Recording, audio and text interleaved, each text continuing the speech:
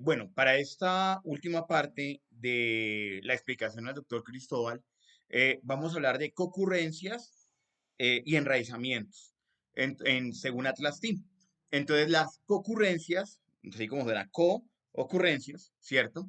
Tienen que ver con la codificación cuando en un texto no solamente se hace a relación a un solo concepto, como por ejemplo condiciones laborales, sino que también tiene varios. Entonces, por ejemplo, ahí tengo condiciones laborales, tengo miedo, tengo escalafón. Entonces, en el mismo texto tengo ya tres códigos como tal, ¿cierto? Entonces, las ocurrencias es que en ese fragmento concurren estos tres elementos como tal en el proceso de análisis de información. Y el enraizamiento tiene que ver con cuántas veces se repite eso de manera integral en el texto. El enraizamiento, según Atlas, nos permite arrojar un gráfico donde el investigador lo que va a hacer es mirar qué relación hay uno con la otra. En el caso de mi tesis doctoral, entonces, pues esto me va a permitir a mí mirar qué relación hay, por ejemplo, entre el miedo y el imaginario colectivo, o cómo el imaginario colectivo, por ejemplo, de los maestros tiene que ver en la relación con la evaluación como elemento de represión, por ejemplo, ¿sí? Y podemos entrar a mirar si efectivamente es un imaginario o es una certeza, es una realidad. También tiene que ver, por ejemplo, con eh, lo que he observado con mismo trabajo, diferente sueldo. Entonces, con lo que los maestros del nuevo decreto piensan sobre los maestros del viejo decreto. Entonces, esta parte del Atlas T permite arrojar si esos elementos son cercanos, son próximos, se relación como tal. Entonces, ¿qué es lo que debo hacer? Voy a dar un ejemplo así rápidamente, y es que, por ejemplo, acá digo condiciones laborales, pero digamos que yo acá también quiero, encontré, eso es un ejemplo solamente, encontré que quiero decir que aquí también hay miedo, ¿cierto? Que es una categoría que ya la hemos asignar código. Entonces digo que acá también hay miedo, digo que también aquí hay estatuto, entonces, perdón, miedo, le doy a más, enter, listo, digo que también acá hay escalafón, le doy enter, ¿cierto? Entonces, miremos que acá me apareció escalafón, miedo y condensación. Aquí hay una concurrencia de tres, perdón, de tres conceptos y de tres elementos claves.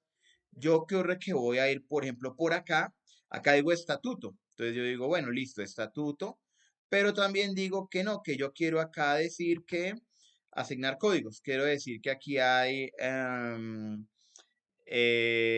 salario, ¿cierto? Y quiero decir que aquí hay docente. Listo. Entonces aquí tengo, de nuevo, entonces tengo acá estos elementos centrales, vitales acá en el proceso. Igual, también puedo decirlo acá miedo, también puedo decirlo acá salario. Ok, listo. Aquí tengo la relación. Ok.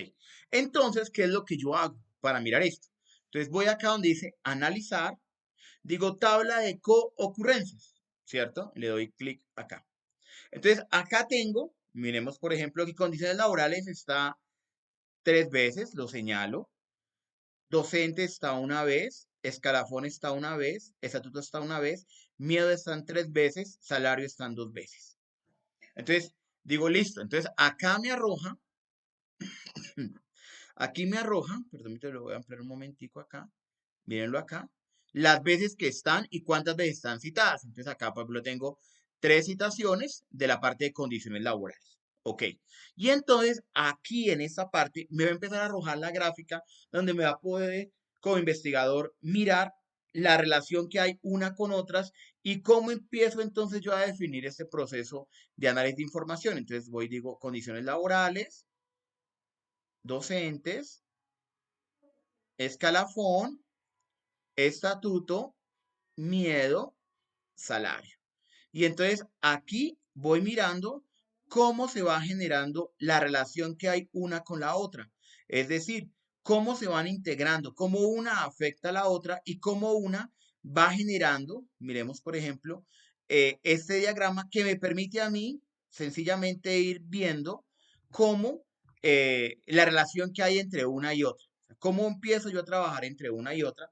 Para entonces, eh, de esa manera, puedo, digámoslo así, acercarme mucho más a un proceso investigativo en función de las ocurrencias, o sea, cuánto hay, cómo hay. O en la medida en que esto va creciendo, porque eso es un ejemplo muy sencillo, que esto va teniendo 100, 200, 300 ocurrencias, entonces obviamente se va armando una matriz mucho más grande, mucho más densa, mucho más compleja en este proceso que me va a permitir al investigador obtener mucho más datos. Aquí no se ve de esa manera porque es muy básica, ¿cierto?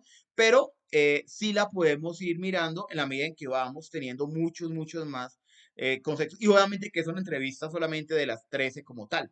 Entonces, esto permite entonces al investigador mirar ese proceso como tal. ¿Sí? Aquí, por ejemplo, podemos mirar acá, ¿cierto? Las citas vinculadas al código, ¿cuáles son? ¿Cierto? Podemos exportarlas a Excel de nuevo, ¿cierto? Y esto me permite entonces ir haciendo el análisis mucho más profundo, como les decía anteriormente, como tal.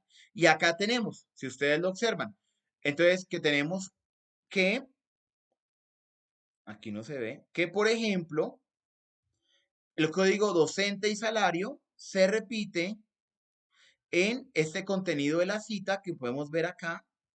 Y también, pues lo hice yo, obviamente, Edwin Tobar Breñas, es un software que el Atlas sí. Y aquí entonces aparece nombre de la cita. Entonces, yo puedo dar un nombre a esa cita para que en la codificación yo no me pierda, ¿sí? Y aquí, pues tendríamos el proceso ya. Como digo, en Atlas sí. En la medida en que acá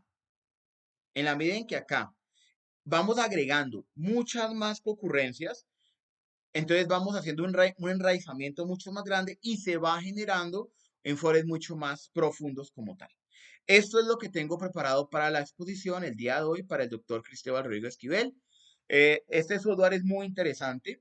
Mm, Definitivamente esto requiere bastante tiempo para sentarse y elaborar y diseñarlo y poder montar resultados como tal.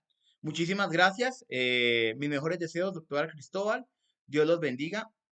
Dios lo bendiga. Amén.